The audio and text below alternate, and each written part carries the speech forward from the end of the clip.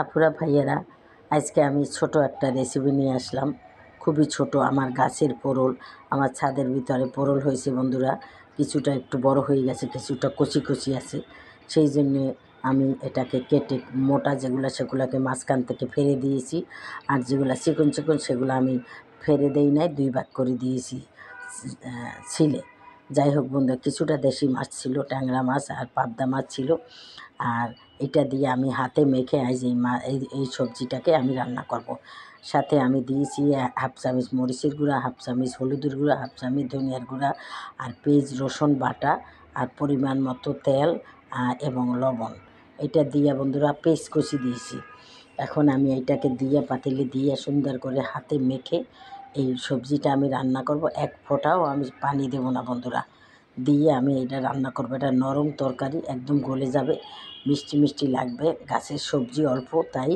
যাই হোক বন্ধুরা, এভাবে একটু রান্না করে তোমরা একদিন খেয়ে দেখবে, আমার কথা মতন দেখবে যে কত মজা হয় এই রেসিপিটা।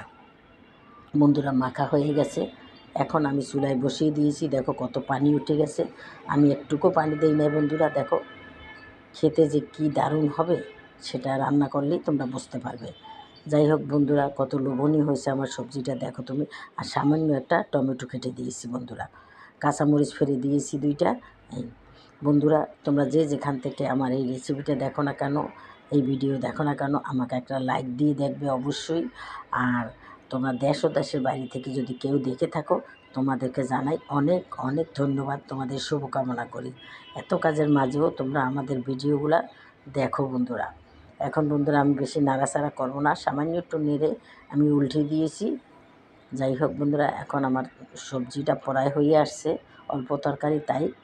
দেখো দেখতে কত সুন্দর, লোভনীয়, খেতেও ঠিক সেই রকমই দুর্দান্ত আমি আশা করি। আমার দেশে যত বন্ধুবান্ধব ভাই বোন আছো তোমাদেরকেও জানাই অনেক সালাম ভালোবাসা। তোমরাও আমার ফাঁকে ফাঁকে এই ভিডিওগুলো দেখো বন্ধুরা। দেখো বন্ধুরা, তাহলে আমার এই রেসিপির আসল রূপটা দেখো, দেখতে কত লোভনীয় হয়েছে, খেতেও ঠিক সেই রকমেরই দুর্দান্ত। আমার গাছের সবজি অল্প তাই দেখালাম তোমাদের, আর না হলে এত কম তরকারি আমি দেখাতাম না বন্ধুরা। যাই হোক বন্ধুরা, তোমাদের যদি ভালো লেগে থাকে তাহলে অবশ্যই আমাকে একটা লাইক দিবে, আর আমার চ্যানেলটাকে সাবস্ক্রাইব করে দেবে এবং শেয়ার করে দেবে। তাহলেই আমি এই ধরনের ছোটোখাটো ভিডিও নিয়ে আমি সব সময় আসার চেষ্টা করব।